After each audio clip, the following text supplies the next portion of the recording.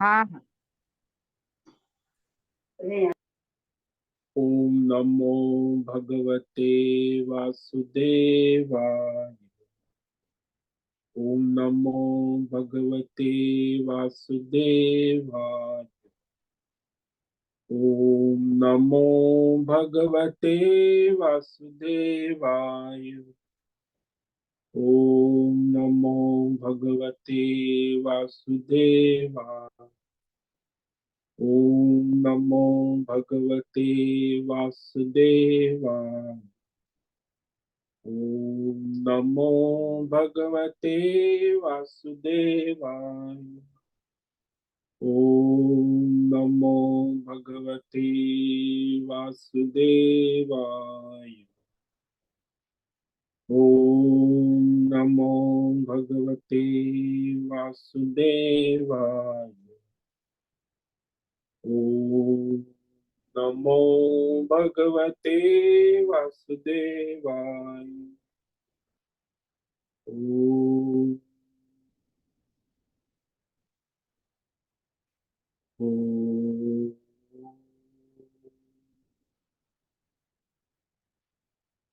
ओम ओम श्री परमात्मने नमो नमः। ओम गणपतये नमो नमः। ओम सं सरस्वत्यै नमो नमः। ओम गुरुभ्यो नमो नमः। ओम सहनाववतु सहनौ भुनक्तु सह वीर्यं करवावहै तेजस्विनावधीतमस्तु मा विद्विषावहै। ओम शांति शांति शांति। सदाशिव समारंभां शंकराचार्य मध्यमः अस्मदाचार्य पर्यन्तां वन्दे गुरु परंपराम्। ओम पार्थाय प्रतिबोधितां भगवता नारायणेन स्वयं व्यासेन ग्रथितां पुराणम् मध्ये महाभारतम् अद्वैतामृतवर्षिणीं भगवती अष्टादशाध्यायिनीं अम्ब त्वामनुसन्दधामि भगवत् गीते भवद्वेषिणीम्। वसुदेवसुतं देवं कंसचाणूरमर्दनं देवकी परमानन्दं कृष्णं वन्दे जगद्गुरुं। नमस्ते परमं ब्रह्म सच्चिदानन्दरूपा निर्गुणाय नमस्तुभ्यं ओंकाराय नमो नमः। सर्वे दुर्गाणि तरन्तु सर्वे भद्राणि पश्यन्तु सर्वे सद्बुद्धिमाप्नोतु सर्वे सर्वत्र नन्दतु। ओम तत्सत। ओम ओम ओम। आप सभी ऑनलाइन नेटवर्क पर उपस्थित भगवद गीता श्रवण साधकों को आज प्रातः का अभिवादन अभिनंदन अभिवंदन। हरि ही ओम हरि ही ओम हरि ही ओम। हम सबको आज का यह दिव्य दिन तन मन धन जन देश काल विषय वस्तु परिस्थिति अवस्थाएं अध्यात्म भौतिक दैवी क्षेत्र सभी को अपने अपने पूर्व में अनंत जन्मों में किए हुए संचित पाप पुण्य धर्म अधर्म मिश्र कर्मों के पके हुए फल स्वरूप वर्तमान में आज सभी को अपने अपने प्रारब्ध अनुसार परमेश्वरीय अचिंत्य योग माया के माध्यम से प्रसाद स्वरूप प्राप्त हुआ है।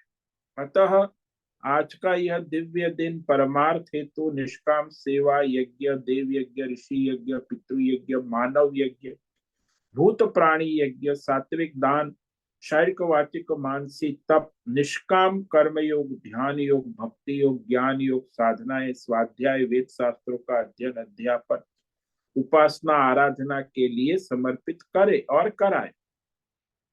अत्यंत दुर्लभ मनुष्य जीवन को परमार्थ हेतु सार्थक करे और कराए। आज विक्रम संवत 2081 कार्तिक मास कृष्ण पक्ष की सप्तमी तिथि है, रात्रि 9:59 तक। उसके बाद अष्टमी तिथि लग जाती है।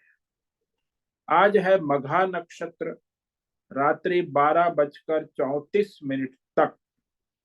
उसके बाद पूर्व फाल्गुनी नक्षत्र लगता है। आज है सोमवार, भोलेनाथ शिव भगवान की आराधना उपासना का विशेष दिन।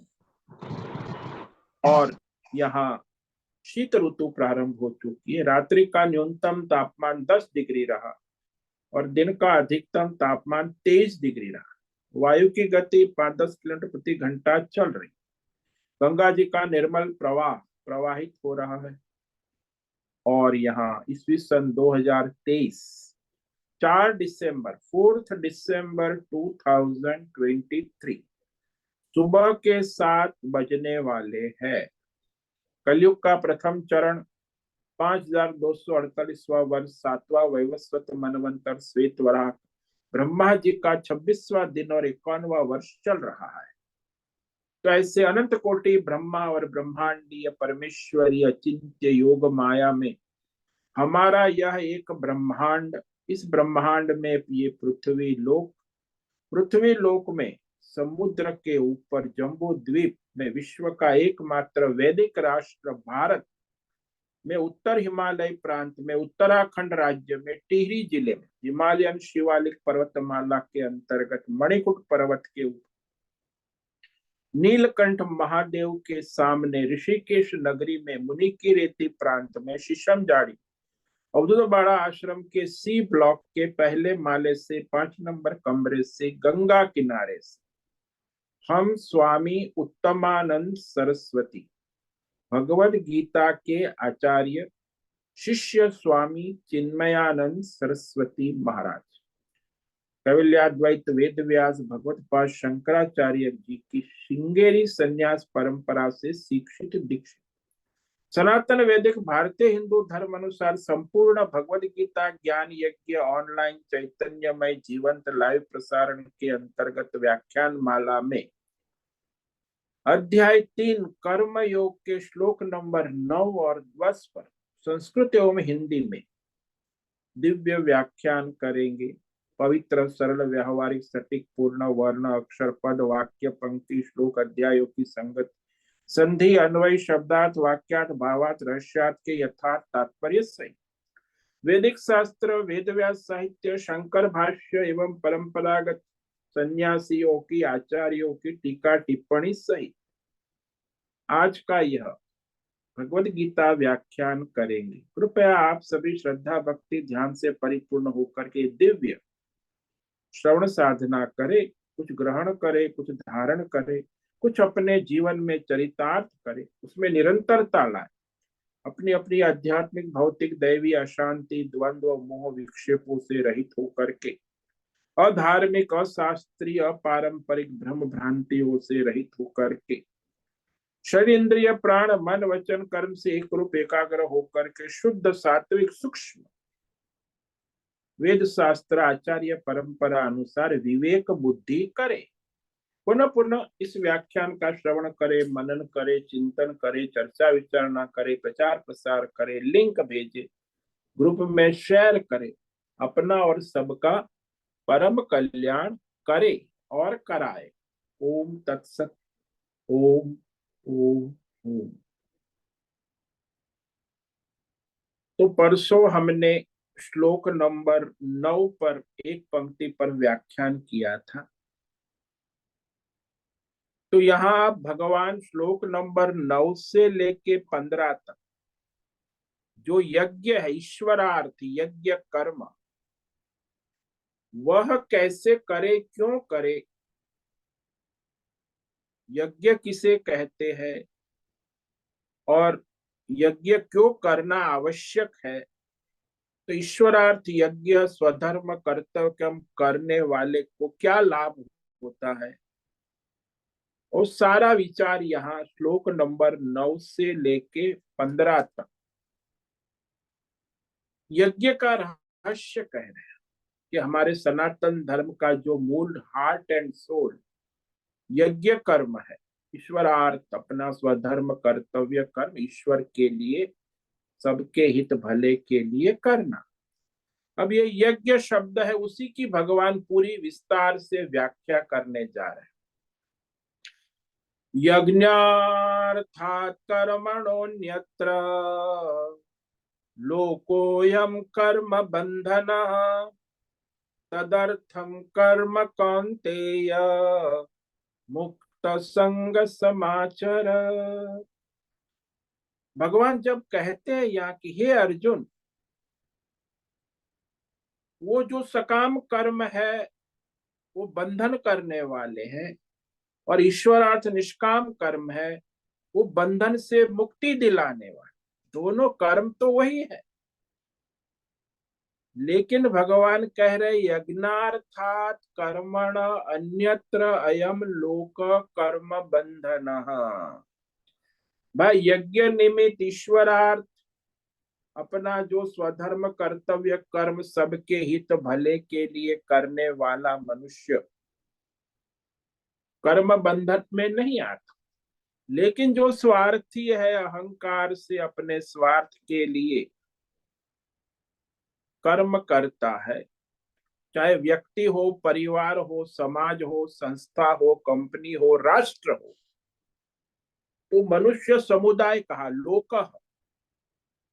जो लोग स्वार्थी है, जैसे राष्ट्र होता है वो भी अपने स्वार्थ में अपने रहता है, दूसरे की सेवा मदद नहीं करता, तो ऐसे व्यक्ति भी होता है, समाज भी होता है, संस्था है, कॉर्पोरेट वर्ल्ड है, राजनीति है, नेता लोग हैं, जो अपने स्वार्थ, अपनी संस्था, अपने व्यक्तिगत परिवार, जाति, समाज के लिए, समुदाय के लिए अपनी कामना, वासना, व्यष्टि, समष्टि, महत्वाकांक्षाओं को पूर्ण करने के लिए जब करता है तो कर्म बंधनों से बंधता है। उसका पाप पुण्य, व्यष्टि, समष्टि कर्म, तो ये सारे सकाम कर्म जो संसार में व्यष्टि समष्टि आज हो रहे, लगभग लगभग सकाम कर्म करने वाले 99% संसार में, उनको निष्काम कर्म योग का विवेक ही नहीं है।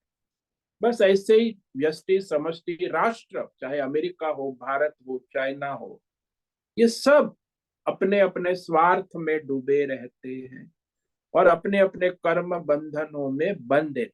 पाप पुण्य, व्यष्टि में भी पाप पुण्य होते, समष्टि राष्ट्र के भी पाप पुण्य होते, तो राष्ट्र भी अपने पाप पुण्य का फल भोगता है। जैसे कोरोना आया तो कई राष्ट्र को ज्यादा भोगना पड़ा, कोरोना में कई राष्ट्र को कम भोगना, तो उसके पाप ज्यादा है वो ज्यादा भोगेंगे, जिसके पुण्य ज्यादा है वो कम भोगेंगे। तो ये राष्ट्रीय हो या व्यक्ति हो या परिवार हो, समझ, जो लोग स्वार्थी है, अपने स्वार्थ में डूबे है, वह कर्म पाप पुण्य अपने बंधन में रहे तो उसका फल लेती है प्रकृति ही लेती, ईश्वर लेता है प्रकृति के माध्यम से। उसे पाई पाई का हिसाब लेना पड़ता, कितने पाप किए, कितने पुण्य किए, सबका हिसाब प्रकृति देती है, उनको ही देती है, उनके ही कर्म, क्योंकि वो अपनी कामना वाले हैं। तो यहाँ मनुष्य जो है स्वधर्म, एक तो अपने स्वार्थ के लिए करने वाले 99%, और जो परमार्थ के लिए स्वधर्म करने वाले, समष्टि सेवा, सामूहिक प्रयत्न जो है, सबका हित कैसे हो, तो यज्ञ है। देव पूजा भी यज्ञ है, शास्त्रोक्त कर्म करना, परंपरागत ये भी यज्ञ है। R&D कर्म करना, रिसर्च एंड डेवलपमेंट, ये भी यज्ञ, सबके हित के लिए। और ईश्वर निमित्त जो भी किया है वो भी ईश्वरार्थ, यज्ञार्थ, ये यज्ञार्थ के सारे अर्थ। सर्वहित परोपकाराय, जो धर्मार्थ किया जाता है वो भी यज्ञ है, सबका हित। तो इसमें यज्ञ का मतलब ही होता है लेना और देना। प्रकृति से लेते हैं तो प्रकृति को देना, तो ये लेना देना सृष्टि का क्रम है, संसार ऐसे, प्रकृति ऐसे ही चलती। अब जो मनुष्य अपने ईश्वर समर्पित राग द्वेष रहित अपना स्वधर्म कर्तव्य कर्म ईश्वरार्थ करता, यानी सबके हित भले के लिए करता। यज्ञ के निमित्त का अर्थ ही ये होता है, ईश्वरार्थ सबके हित भले के लिए। भली भांति यहाँ कहा समाचर, अपना स्वधर्म करते हुए जो भी अपना वर्तमान प्रारब्ध है, अपने वर्तमान प्रारब्ध के अनुसार अपना स्वधर्म कर्तव्य व्यष्टि समष्टि सबके हित कल्याण के लिए अच्छी तरह करता है। समाचर यानी शास्त्र के अनुसार, आचार्य कुल परंपरा के अनुसार। समाचर का मतलब ये कि अपने स्वार्थ के लिए नहीं, सबके हित के। तो यहाँ भगवान कहते हैं कि यह मनुष्य, यह संसार जिसमें मनुष्य लोगों का संसार, इसमें मनुष्य को कर्म का बंधन तो है।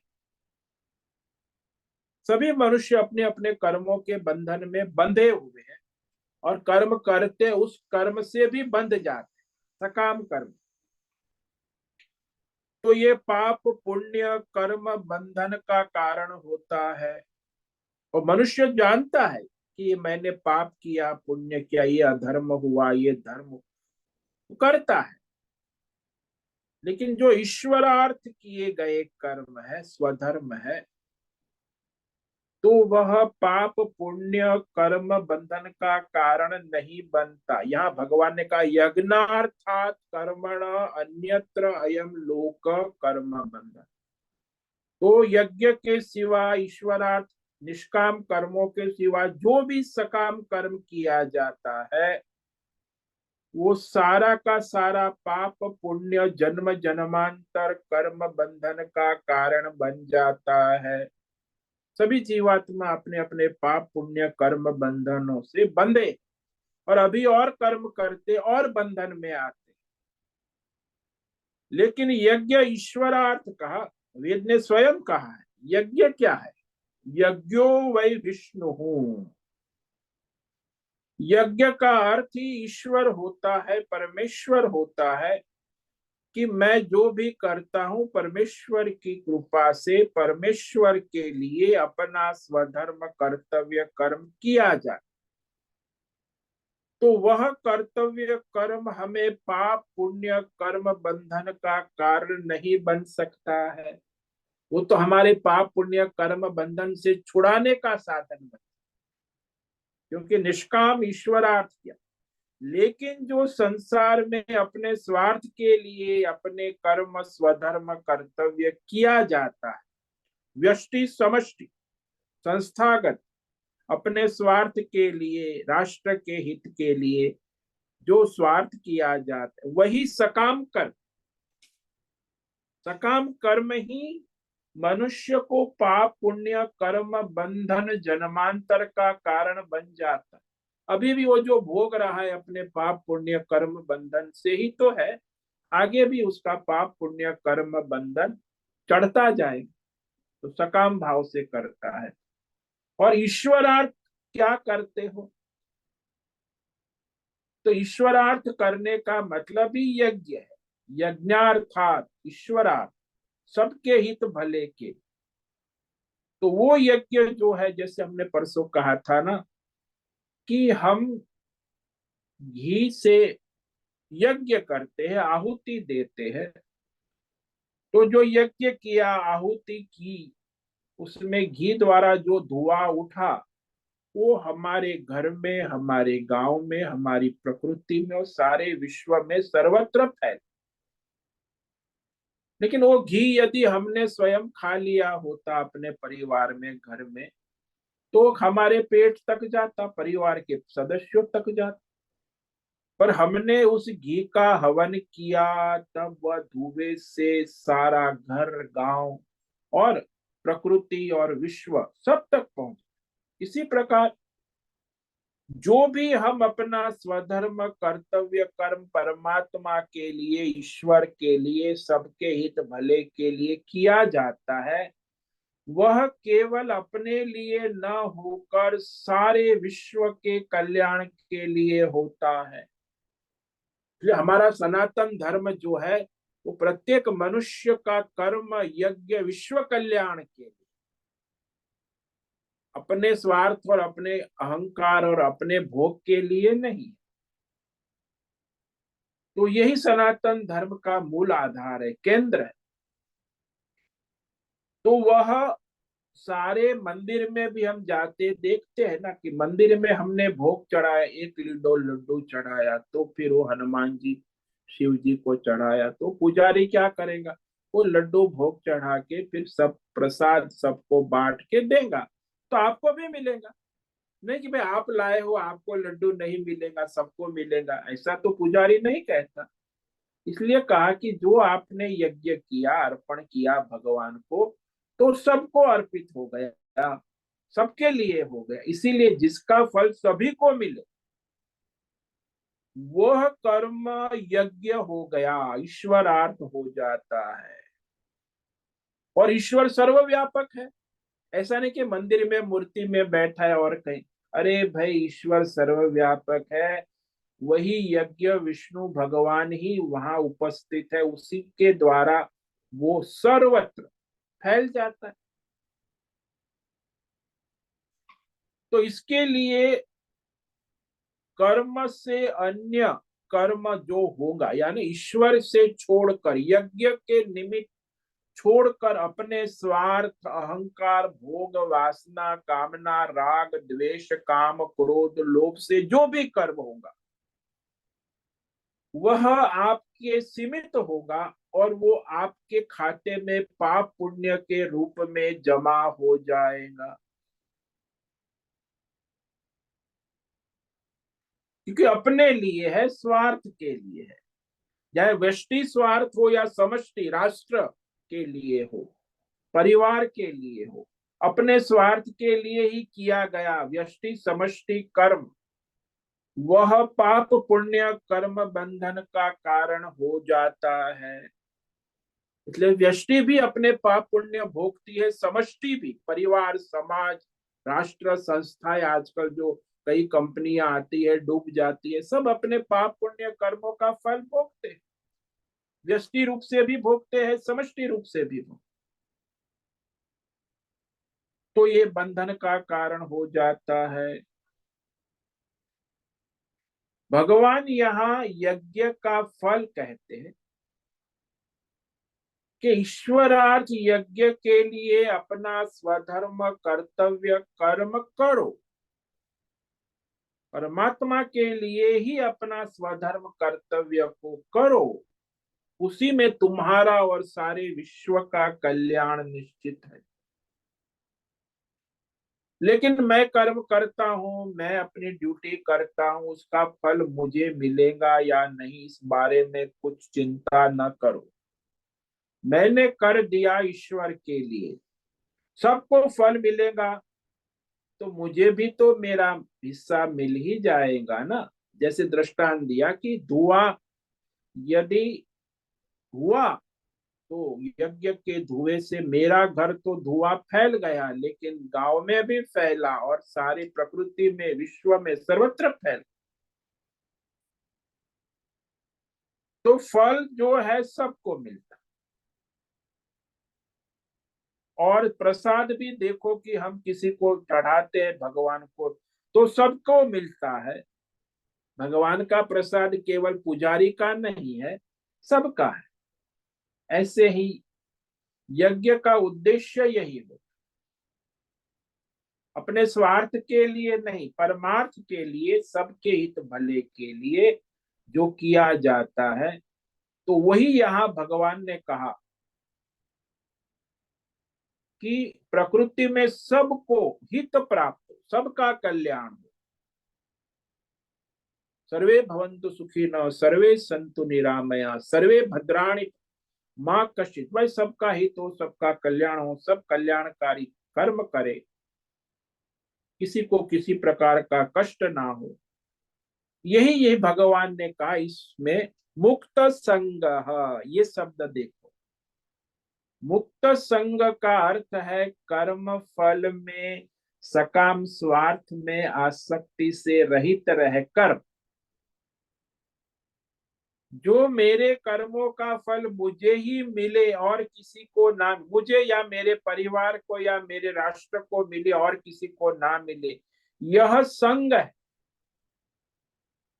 राग है, आसक्ति। मुक्त संग होकर यानी समाज राष्ट्र विश्व की सेवा करो, लेकिन विवेक होना चाहिए कि मैंने समाज के लिए, राष्ट्र के लिए, विश्व की उन्नति के लिए अपना योगदान किया, तो ये मेरा परमार्थ हो गया। यज्ञ कर्म मुझे स्वार्थ लाभ मिला या नहीं, इसकी विचार नहीं, इसकी आसक्ति नहीं, कि जो भी मिला भगवान की कृपा से मिला, नहीं मुझे तो इतना ही मिलना चाहिए, मेरा हिस्सा, मेरी पार्टनरशिप, मैंने ये किया। तो आजकल ये कंपनी वाले, सरकार, नेता वाले सब बहुत तनातनी होते, क्योंकि वो अपने स्वार्थ के लिए सकाम कर्म करते, तो सब अपना हिस्सा मांगते हैं, मेरा हिस्सा। अरे भाई, ईश्वर को दे दिया, सबका हिस्सा उसमें बढ़ गया, ईश्वर ने बांट दिया, तुम कहाँ देखोगे ईश्वर कैसे बांटता है? ईश्वर के हाथ में है। लेकिन मुझे कुछ लाभ फायदा मिले या न मिले, वह मुझे राग आसक्ति फलाकांक्षा नहीं है। मैंने अपना कर्तव्य कर्म ईश्वर के लिए कर दिया, सबके लिए। संस्कृत में एक नियम है, सर्व वाक्यम सावधारणम। क्योंकि जो भी संस्कृत वाक्य होता है उसके अंदर एक ही को स्वयं समझना पड़ता है। ही शब्द जो है ना, वो रहस्यमय है, वो स्वयं समझ सकते हैं। जैसे हमने किसी से कहा, रास्ते में मिला देवदत्त, अरे देवदत्त बहुत दिनों के बाद मिला, कहाँ हो? अच्छा, कल आश्रम आना, भोजन के लिए भंडारा है। तो देवदत्त को कहा मैंने, तो मतलब ये नहीं हुआ कि देवदत्त फिर अपने परिवार और मित्र मंडल के साथ 10-15 की टीम लेकर आ जाए। मैंने देवदत्त को कहा कि तुम कल भंडारे में भोजन में आना, तो केवल देवदत्त ही कहा, हमारे आश्रम आना। तो वो समझ गया कि अकेले को ही भिक्षा भोजन के लिए आमंत्रण, ऐसा नहीं कि वो परिवार के साथ पहुंच जाए। तो महाराज कहेंगे, अरे ये तो भाई 10-11 लोगों को लेकर आ गया देव भाई, महाराज आपने कहा था। अरे ऐसा नहीं होता, केवल तुम ही भिक्षा भोजन करने के लिए आना। तो कोई नहीं कहता कि यह समझ पड़ता है, सभी समझ जाते कि तदर्थम कर्म। यहाँ भगवान ने तदर्थम कर्म कहा कि ईश्वर के लिए अपना स्वधर्म कर्तव्य कर्म करो। इसमें एक ही समझ लेना आवश्यक, ईश्वर के लिए ही, बहुत ही महत्व। ये समझना, जिसको आ गया है ना, उसका जीवन धन्य हो गया, कल्याण निश्चित। परमात्मा के लिए ही मैं मेरा स्वधर्म कर्तव्य कर्म कर रहा हूं, और मेरा लक्ष्य परमात्मा है, तो परमात्मा के लिए करता हूं। मेरा लक्ष्य ये संसार पाप पुण्य धर्म अधर्म भोग करने के लिए नहीं है। अर्थात परमात्मा के सिवा और कोई लक्ष्य हमारे सामने नहीं रहता, क्यों? हमारा कर्म ईश्वर की लक्ष्य में आ गया। अब तुम जो भी करते हो ईश्वर के लिए, और ईश्वर के मार्ग में आगे प्रगति हो जाते, तो वहां ईश्वर के लिए जो कर्म होता है वही हमें ईश्वर की ओर ले जाता है। और जो स्वार्थ संसार भोग के लिए होता है, वो हमें संसार में पाप पुण्य स्वर्ग नरक जन्म मरण के चक्कर में ले जाता है। अब आप कर्म किसके लिए करते हो, उसी ओर तो जाएगा ना उस कर्म की गति, उसका फल।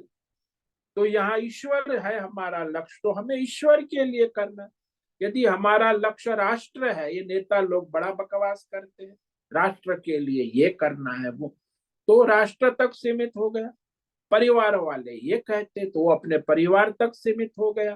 फिर ये संस्था वाले, कॉर्पोरेट वर्ल्ड है, सब अपना बिजनेस प्रॉफिट अपने लिए, अपनी कंपनी, तो वहां तक सीमित हो गया। तो इस तरह यह व्यष्टि समष्टि परिवार समाज सब जगह जिसका जो उद्देश्य है उस अनुसार उसकी गति होती है, कि परमात्मा के सिवा और कोई व्यष्टि समष्टि हमारा उद्देश्य नहीं है, तो हम परमार्थ में आगे बढ़ सकते हैं। तो समाचार कहा, भगवान ने कहा ना इस श्लोक, कर्म को अच्छी तरह करो, समाचार। यह भ्रम प्राय होता है, क्योंकि हमें जो यज्ञ करना है वह, यदि हम कुछ सकाम कर्म करते हैं तो बड़ी सावधानी से करते। भाई घर में कोई बीमार है, बड़े परेशान है, तो महामृत्युंजय यज्ञ जप करने के लिए 1.25 लाख 5 पंडितों को बिठा दिया। अब वो पंडित महामृत्युंजय जप उनके स्वास्थ्य के लिए करता है, तो यजमान कहता है कि पंडित जी, मैं, हमारे दादाजी की तबीयत बहुत खराब है, महामृत्युंजय यज्ञ जप करना है, 1.25 लाख जप करना है, तो उसके लिए सब ठीक से होना है, यानी विधि विधान और सामग्री में पैसे की कोई कमी नहीं, इतना खर्च करो करो, सामग्री सब अच्छी बढ़िया और व्यस्त सामग्री लाना, ब्राह्मण भी अच्छे अच्छे रखना, और उसमें कोई कमी ना हो। तो अपना सकाम कर्म करना चाहता है, कामना पूरी करना चाहते, दादा ठीक हो जाए, तो बड़ी सावधानी रख। तो वहां सकाम कर्म करते समय ज्यादातर पंडित जी और वह यजमान बड़े सावधान होते, क्योंकि जानते हैं कि यदि हम ठीक से नहीं करेंगे तो हमारी कामना पूरी नहीं होगी और हमारा ये यज्ञ व्यर्थ बेकार चला जाएगा। इसीलिए वो बड़ी सावधानी। सामान्यतः ऐसा सकाम कर्मों में मनुष्य कर, लेकिन जब भगवान को चढ़ाने की बात आती है कि भगवान के लिए, ईश्वर के लिए, तो वहां कहेंगे कोई बात नहीं पंडित जी, वस्त्र नहीं है तो क्या है, एक पुष्प चढ़ा दो, भगवान तो भाव के भूखे है ना। तो भगवान के जब यज्ञ पूजा पाठ करते तो वहां आपने देखा होगा पंडित जी लोग, अरे वस्त्र नामम पुष्पम समर्पयामी, यज्ञोपवीत नहीं है तो अक्षताम समर्पयामी। अरे भाई तुम वहां सामग्री भगवान को तो चढ़ाने समय अपनी सामग्री नहीं है तो दे देते, और कहते भी भगवान तो कोई सामग्री के भूखे नहीं है, भाव के, वो देवता लोगों को चाहिए, कामना हमारी पूर्ण करते हैं ना। अब भगवान तो भाव के भूखे हैं, उन्हें सामग्री की क्या आवश्यकता है। और जब सकाम कर्म करते तो सामग्री बहुत ही ठीक से देते भी है, उसमें कोई लापरवाही भी नहीं। तो यहाँ ये भ्रम समाज में देखा गया है, भगवान भाव का भूखा, भगवान ने कहा ऐसा नहीं। जब ईश्वरार्थ करते हैं तो विधि विधान सामग्री नियम संयम धर्म के अनुसार बहुत ही अच्छी तरह सम्यक आचरण निष्काम कर्म ईश्वरार्थ कर रहे हो। हमारे यहाँ भंडारा होता है ना, तो वो अपनी बेटे के ब्याह में तो बढ़िया बढ़िया कपड़े छाते सब चढ़ाएगा, लेकिन जब महात्मा का भंडारा 108 महात्माओं को टौलिया देना है, कपड़े देने हैं, तो कहेगा वो कि चलेगा, कौन सा भी चले, सबसे सस्ता वाला देना, तौलिया है या कपड़ा है, अब महात्मा को देना है, भगवान को यज्ञ में देना है, तो वहां तो सब सस्ते से सस्ता, और अपनी बेटी के ब्याह में सबसे महंगा इंटरनेशनल ब्रांड वाला। तो ये ऐसा देखा गया है समाज में, लोग जब भगवान के लिए या साधु महात्मा के लिए कुछ चलता है, 11 रुपया दे दो ना, और वहां होटल में जाएगा तो वेटर को 1,000 रुपया देगा टिप। तो ये जो भ्रम है देखा गया। सम्याचार कहा कि वैसा तुम अपने सकाम कर्म में करते हो, नित्य कर्म में करते हो, अपने लिए करते हो, वैसे ही ईश्वरार्थ निष्काम कर्म करते समय भी सावधानी रखो। शास्त्र के अनुसार परंपरा, समाचार का मतलब कुछ भी नहीं मन में आए ऐसा नहीं। शास्त्र परंपरा विधि विधान कुल परंपरा के अनुसार अच्छी तरह अपना स्वधर्म कर्तव्य कर्म करो, उसके सारे विधि विधान अंगों का पूरा ख्याल रखो। क्योंकि जो अपना नित्य कर्म है, नैमित्तिक कर्म है, स्वधर्म है, कर्तव्य है, प्रारब्ध के अनुसार जो आया है, उसमें ढीला ढाला नहीं होना चाहिए, श्रद्धा भी होनी चाहिए, और कर्म सांगोपांग परिपूर्ण शास्त्र विधि विधान से करना आवश्यक है, तभी वह समाचार होगा। तो फिर तुम्हारे लिए वो प्रसन्न ईश्वर अवश्य होता है, और ईश्वर की प्रसन्नता वह आपको परमार्थ की ओर ले जाती, वो मोक्ष का साक्षात साधन बन जाता। ईश्वरार्थ निष्काम कर्म, तो ईश्वर की प्रसन्नता ये है कि वो आपकी बुद्धि को शुद्ध कर देता और आपको मोक्ष की ओर ले जाता है। तो इस तरह यहाँ मुक्त संग तदर्थम कर्म समार, ईश्वरार्थ कर रहे हो, यज्ञ कर रहे हो, तो भली भांति अपना कर्तव्य स्वधर्म कर्म शास्त्र विधि विधान से मुक्त संग यानी फलाकांक्षा रहित, आसक्ति से रहित करो, जिसमें न स्वार्थ हो, न ममता हो, न फलासक्ति हो, न कामना हो, न वासना हो, न कोई पक्षपात हो, केवल ईश्वरार्थ अपना स्वधर्म कर्तव्य व्यष्टि समष्टि कर्म करे, तो अवश्य वो परमार्थ की ओर आगे बढ़े। उसी को यज्ञ कहते। आजकल जो यज्ञ होते सारे ईश्वरार्थ भी, विश्व कल्याण यज्ञ करते तो भी उसमें अपना कल्याण देखते, अपने आश्रम का हित देखते, अपना स्वार्थ देखते, केवल बोलते विश्व कल्याण के लिए यज्ञ कर रहे हैं, लेकिन कल्याण उसी का अपना होता है। तो ऐसा नहीं होना, ईश्वर कल्याण मतलब सबके हित भले के लिए हो। वो कोई प्राइवेट होता है, एक पब्लिक होता है, एक ईश्वरीय होता है।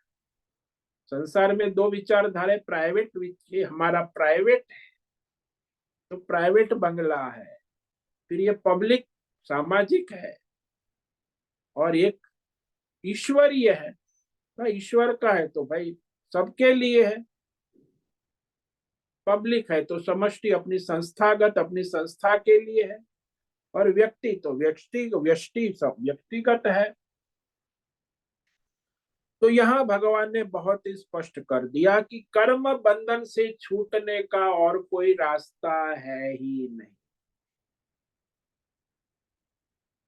यज्ञार्थात कर्मण अन्यत्र अयम लोक कर्म, सारा व्यष्टि समष्टि समुदाय अपने अपने कर्मों के बंधन में बंधता है। कौन से कर्मों से? सकाम कामना वासना से प्रेरित सामूहिक यज्ञ को छोड़कर, ईश्वर को छोड़कर अपने ही लिए जो करता है। जैसे सूर्य है, सूर्य यज्ञ कर रहा है, प्रकाश दे रहा है, वो अपने लिए है क्या?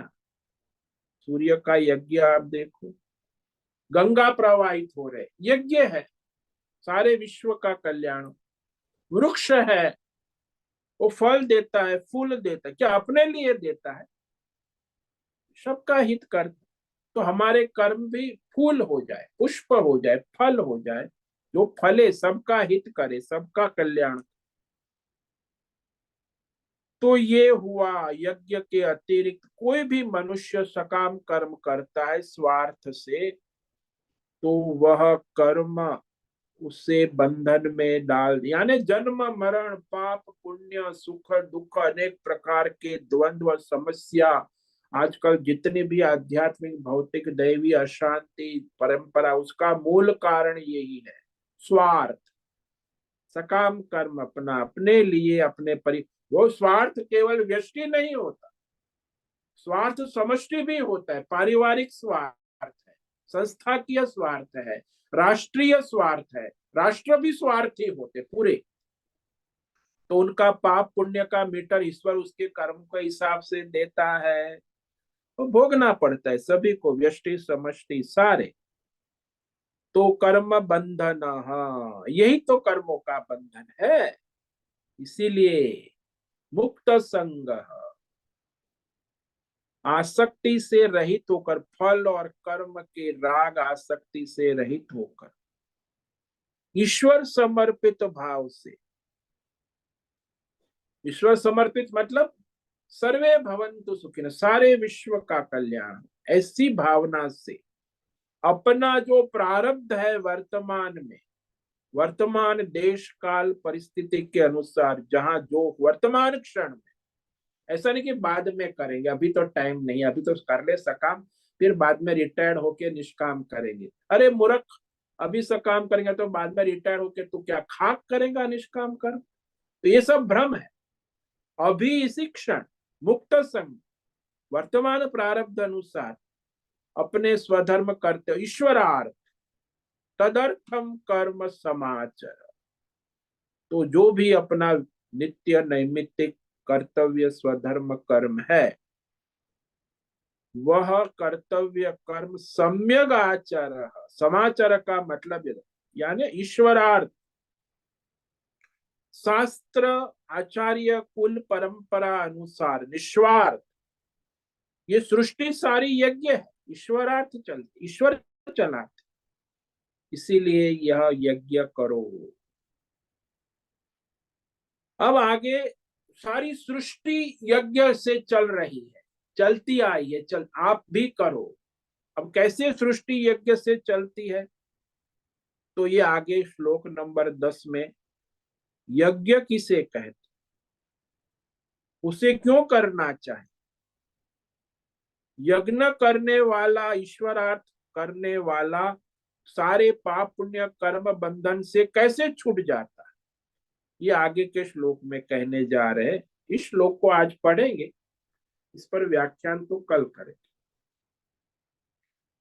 सह यज्ञा प्रजा सृष्ट्वा पुरोवाच प्रजापतिः अनेन प्रसविष्यध्वम् एषवोस्तिष्ठ कामधुक। भगवान कहते, तुम अपना स्वधर्म कर्म न करोगे तो भी परेशान रहोगे, और यदि स्वधर्म कर्म कामना वासना स्वार्थ के लिए करोगे तो भी पाप पुण्य में डूबे रहोगे। क्योंकि कर्म करना और न करना दोनों दुर्गति का कारण बन जाए। इसीलिए कहा कि ये सृष्टि जो है, उसमें जो हमें जन्म दिया है ईश्वर, वो यज्ञ है।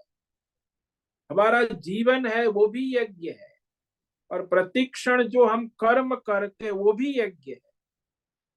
तो कहते क्यों भाई, प्रजापति पूरा सहयज्ञा प्रजा सृष्टि। भाई सृष्टि के प्रारंभ में परमात्मा ने, ब्रह्मा जी ने सहयज्ञा, यज्ञ सहित प्रजा सृष्टि की रचना की, और सृष्टि की प्रजा की रचना करते हुए उन्होंने कहा, उवाच, ब्रह्मा जी ने कहा प्रजाओं को, यानी हम सबको कहा कि तुम लोग इस यज्ञ के द्वारा समृद्धि को प्राप्त करो, प्रसविष्यध्वम, क्रम से अभ्युदय श्रेय, समृद्धि को प्राप्त करो, वृद्धि को प्राप्त करो। क्योंकि ये यज्ञ जो है वही तुम लोगों को सारे श्रेय परमार्थ सिद्ध करने वाले हो जाए। यानी आपकी सभी आवश्यकताएं भी पूरी हो जाएंगी, आपके प्रिय भोग भी आपको मिल जाएंगे और आपका परमार्थ भी सिद्ध हो जाए। यानी प्रेय और श्रेय दोनों सिद्ध हो जाएगा। इष्ट काम दुख का, कि आपको जो प्रिय विषय है, भोग है, वो भी ईश्वर दे देंगे और आपको परमार्थ की ओर ले जाएंगे। लेकिन सकाम कम करने वाले को ये सिद्ध नहीं होगा। उसे अपने इष्ट भोग मिल जाता है, लेकिन परमार्थ सिद्ध नहीं हो सकता है। तो इस प्रकार इस श्लोक पर हम कल विचार करेंगे। तो आज जिस श्लोक पर विचार किया, बहुत ही महत्व का श्लोक, कि एक कर्म बंधन होता है, सकाम कर्म और निष्काम कर्म बंध मुक्ति का साधन है। वही बस भगवान ने स्पष्ट कर दिया। यज्ञार्थात् कर्मणोऽन्यत्र लोकोऽयं कर्म बंधनः तदर्थं कर्म कौन्तेय मुक्त संग समाचर।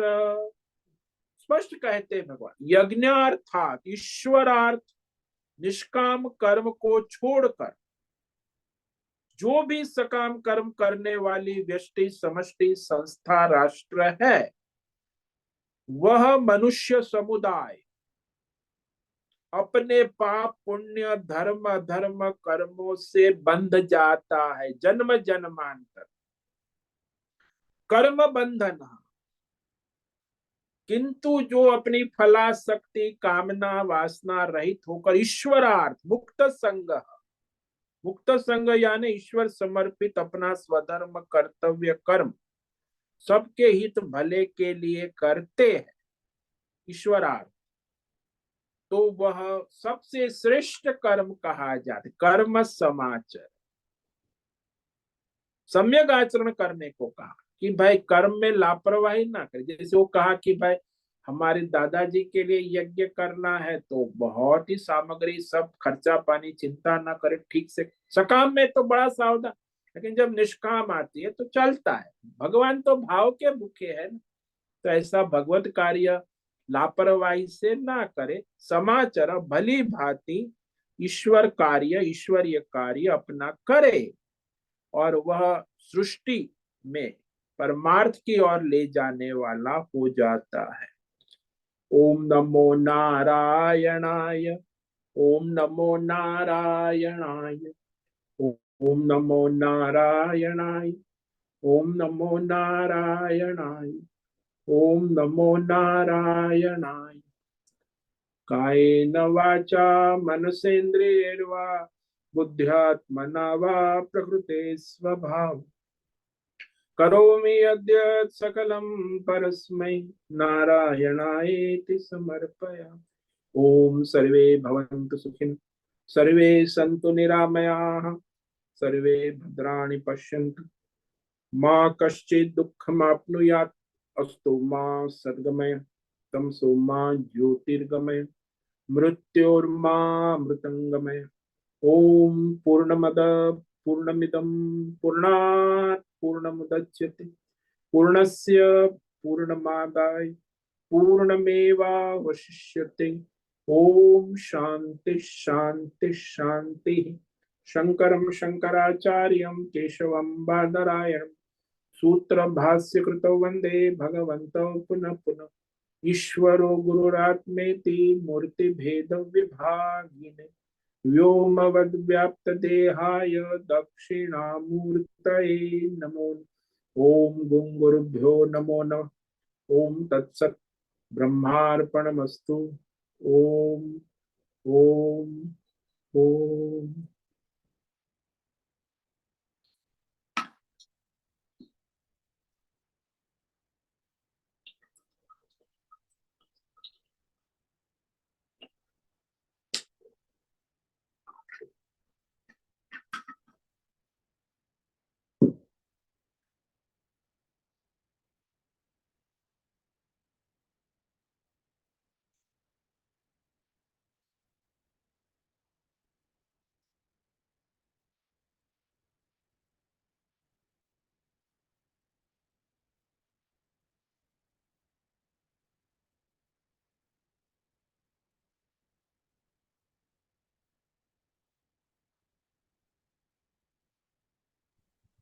ओम नमो नारायण स्वामी जी। ओम नमः बोलो हेमा। स्वामी जी, हमें जो रसोई बनाते हैं उसको भगवान को भोग भी लगाते हैं और घर वाले सब खाते हैं। मगर कभी कभी ऐसा होता है कि अ, अ, जो सामग्री घर की जो बनाई हुई है वो थोड़ी बच जाती है, कोई कम खाता है कोई ज्यादा खाता है। तो वो जो बचा हुआ है वो हम किसी को खिलाने जाए तो ये कर्म का मतलब क्या गति है? वो पाप तो नहीं है ना? हम लोग कभी कभी किचन में तो बहुत सारी बार ऐसा होता रहता है। देखो, बचा हुआ स्वयं खाना चाहिए, पका हुआ पहले गाय को पक्षी को किसी को खिलाना है तो पहले देना चाहिए, बाद में देना ये जो है वही तो स्वार्थ हो गया ना, परमार्थ कहाँ हुआ। वो तो मतलब भगवान को लगाते हैं, गाय को खिलाते हैं, वो सब होने के बाद, सब खाने के बाद जो थोड़ा वो रहता है वो हमें कभी काम वाले को देते बचा हैं। हुआ नहीं नहीं नहीं, बचा हुआ स्वयं खा सकते हो, बाकी किसी को देना ये तो अधर्म हो गया, पाप। अच्छा। जो कई तो बार आप अच्छी चीज रख लेते हो भाई, खराब चीज दे देते हो, तो हम्म वो भी पाप है, अधर्म है, वो परमार्थ नहीं है। हम्म। कोई भी संसार में आप कई बार देखो, किसी को देना है तो जैसे कहा कि भाई साधु बाबा को देना, दे दो, पुराना जो है ना जूस को दे दो, वो तो साधु बाबा है उनको सब चलता है। तो हम्म। ऐसा ये तो अधर्म हो गया, पाप हो गया। तो जो तो फिर जो खाने हम के अच्छी बाद। से अच्छी चीज यज्ञ में कभी भी छूटा हुआ, बुरा हुआ, जूठा हुआ या पुरानी चीज यज्ञ नहीं होती। यज्ञ में भगवान को अर्पण हो रहा है, तो सबसे पहले सबसे बेस्ट जो हमारे पास है कर्म साधन सामग्री, वो अर्पण करना आवश्यक है, तभी वो यज्ञ होगा। तो कभी कभी वो खाना सबके खाने के बाद भी जो बच जाता है उसका फिर क्या करें हम लोग? खाली बच जाता है तो फिर वो यज्ञ कहाँ करोगे, वो उसका जो है। वो झूठा नहीं रहता है, मगर ऐसे होता है कोई कम खाता है कोई ज्यादा खाता है, तो कभी कभी किचन में ऐसा रहता है। तो वो उस खाने को फिर फेंक दे या फिर ऐसे लगता है किसी नीचे जाके किसी गरीब को हम लोग खिला दे। देखो बात ऐसी है, वो यज्ञ कर्म नहीं हुआ, फिर वो आपका स्वार्थ कर्म हुआ, परमार्थ नहीं हुआ। अब उसको आप जो है बचा है उसका क्या कर सकते हो, ये कह रहे हो ना। हाँ। बचा है तो उसको आप जो है जहां भी हो, अपने घर में कहीं भी हम्म ऐसी जगह रख दो कि जिसका कोई दुरुपयोग ना हो। और फिर समाज में कहीं भी आप, कई बार लोग जो है वो खराब चीज जो है वो फेंक देते, कूड़े में डाल देते। तो हम्म बेहतर है कि कूड़े में डालना अच्छा है, लेकिन ये किसी प्राणी को देना अच्छा नहीं, अधर्म है। सड़ा हुआ खराब चीज जो आप देते हो, नहीं तो नहीं, आप वो अपनी सड़ी सड़ी गड़ी हुई नहीं खराब चीज रहती है है। वो कहाँ कूड़े में डालते हो कि नहीं डालते? हाँ हाँ, नहीं नहीं, सड़ा हुआ तो नहीं रहता है, सिर्फ हम खाते हैं और जो बचता है तुरंत ही तुरंत किसी को जाके खिलाना है, ऐसे मैं पूछ रही हूँ। तुरंत भी वो आपका ईश्वरार्थ यज्ञ नहीं होगा, वो आपका पुण्य हो जाएगा थोड़ा कि भाई चलो कुछ सत्कार्य हुआ, आपके खाते में पुण्य उतना जमा होगा, बाकी वो ईश्वरार्थ यज्ञ नहीं होगा। हाँ, क्योंकि ऐसे लगता है कि अन्न को फेंकना नहीं है तो किसी को जाके नीचे खिला के आते हैं हम लोग। हाँ तो आपका पुण्य हुआ, कुछ पुण्य आपको अंशात्मक पुण्य है, तो आपके खाते में कुछ पुण्य लगेगा, लेकिन वो ईश्वरार्थ नहीं हुआ, यज्ञ नहीं हुआ। हम्म। पहले जो देते हो यज्ञ हुआ, हाँ। बाद में देते हो धर्म हुआ, पुण्य हुआ, अल्प अपनी मात्रा में। तो बराबर। ये दोनों में फर्क है। हम्म। किसी को पहले देना ये यज्ञ है, और बाद में बचा हुआ स्वयं खाना ये हम्म। यज्ञ। शिष्टासिनो संतो मुच्यन्ते सर्व भुंजते ते त्वगम का ये पचन्ते आत्म कारण। तो हम्म। यज्ञ से बचा हुआ जो ग्रहण करता है वो पुण्यात्मा है, अच्छा।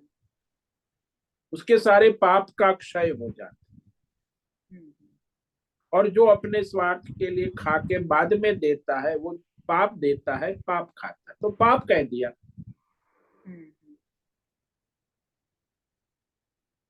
बहुत बहुत धन्यवाद स्वामी जी। ओम नमो ओम नमः, नारायण। ओम नमो नारायण।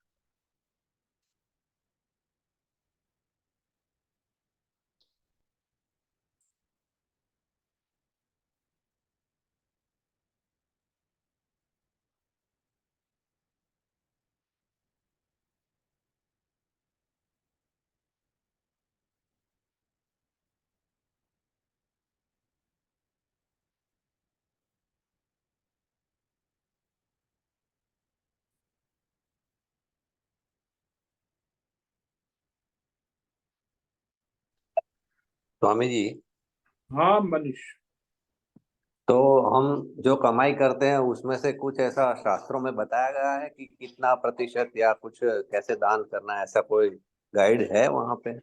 हाँ जी हाँ जी, शास्त्र में कहा है दशांश, अपने कमाई का 10% आप यज्ञ, ईश्वर, समष्टि हित के लिए खर्च करें, ऐसा भी कहा है।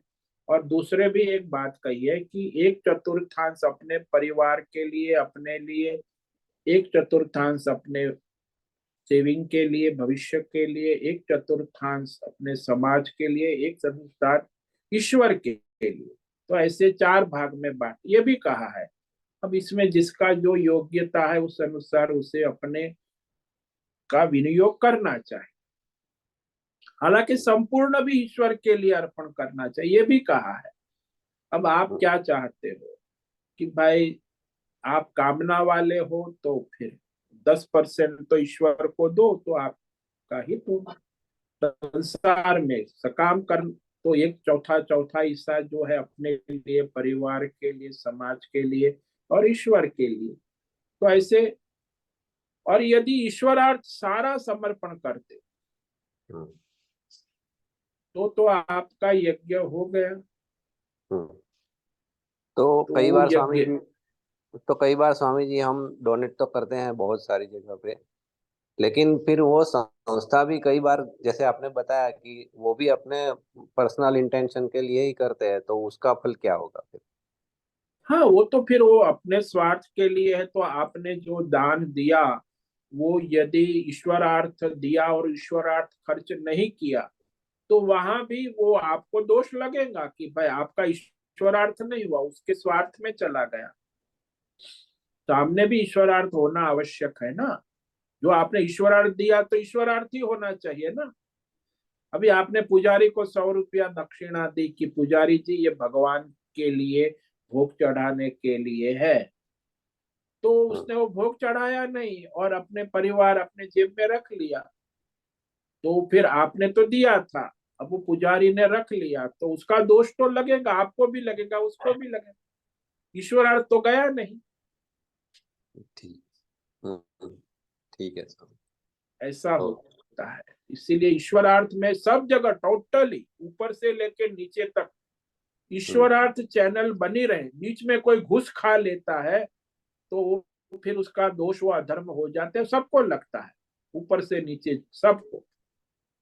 हाँ, तो अभी अभी का जो युग चल रहा है उसमें तो ऐसी संस्थाएं बहुत ही कम रह गई है हाँ स्वामी जी। हाँ, ऐसी ईश्वरार्थ संस्था 1% भी रहे तो अच्छा है। कलयुग है ना, 1-2% तो है, अभी भी है, ऐसा नहीं है कि नहीं है। बाकी हाँ, 95% सब संस्थाएं अपना भोग स्वार्थ ईश्वरार्थ आता है। अब तो सब हम्म, व्यापारीकरण भी होगा भाई। दान भी लेना है और ये किराया भी लेना है, तनख्वाह भी लेनी है और दान भी लेना है, सब करना है। मतलब भोग ही भोग करना है, ईश्वरार्थ कुछ करना ही नहीं। फिर पाप पुण्य कमाते रहते, उसका परिणाम भी भोगते, चलता रहता है, कभी सुख कभी दुख। तो जीवन ऐसे ही पाप पुण्य और जन्म मरण चलता रहता। तो यही तो है, सभी जीव ऐसे ही आते जाते रहते। कोई होता है बिरला जो कर्मयोग ईश्वरार्थ अपना परमार्थ सिद्ध कर लेता है। बाकी तो ऐसे ही है, 99% संसार अनादिकाल से चल रहा है। पहले भी ऐसा था, आज भी ऐसा है, आगे भी ऐसा ही चलता रहे। हमें क्या करना है, हमारा लक्ष्य क्या है, ये महत्व का। नहीं, इसीलिए तो पूछा है स्वामी जी कि हमारा लक्ष्य तो वो दान देना है जरूर। जरूरियातमंद है जो भगवान का कार्य कर रहे हैं, कोई भूखा है उसको दे रहे हैं, अभी अस्पताल में कोई है पड़ा हुआ है तो उसको हम डोनेट कर रहे हैं। तो हमारा इंटेंशन तो क्लियर है, लेकिन सामने बहुत सारी संस्थाएं भी ऐसी है कि जो अपना पर्सनल स्वार्थ के लिए करते हैं, वो मैं पूछ रहा हूँ। हाँ, तो वो तो आपको दोष लगेगा ना, आपका रॉन्ग चैनल में गया ना। वो सामने जो संस्था हम्म। है उसका आपको विवेक करना होगा कि ईश्वरार्थ हो रहा है तो दो, नहीं तो मत दो ऐसी संस्थाओं को। आपको संशय है, ये डाउट है कि ये संस्था हाँ। ईश्वरार्थ कार्य नहीं कर रही है, तो मत दो। जहाँ ईश्वरार्थ आपको लगे आप स्वयं ईश्वरार्थ करो, कि आप सीधे डायरेक्ट बीच में कोई चैनल एजेंट मत रखो, डायरेक्ट अपना ईश्वरार्थ हम्म। करो, तो ऐसा हो सकता है। हम्म। ठीक है स्वामी, समझ आया। हाँ जी। ओम नमो नारायण। ओम नमो नारायण।